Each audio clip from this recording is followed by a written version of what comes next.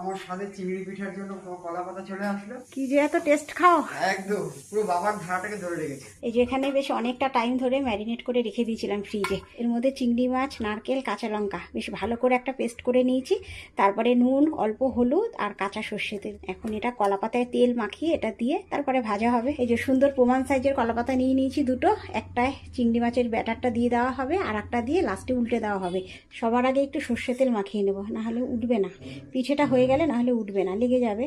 সেই কারণে একটু তেল মাখিয়ে নেওয়া। যা এখানে ব্যাটার আছে মনে হয় না একটা পাতায় হবে, সেরকম হলে দুটো পাতায় করতে হবে। এই যে সুন্দর এখানে কলা পাতার মধ্যে ব্যাটারটা দিয়ে দিয়েছি।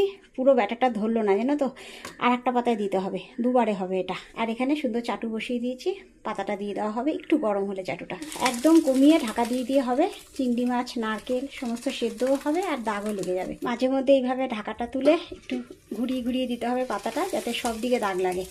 আবার ঢাকা দিয়ে দেবো।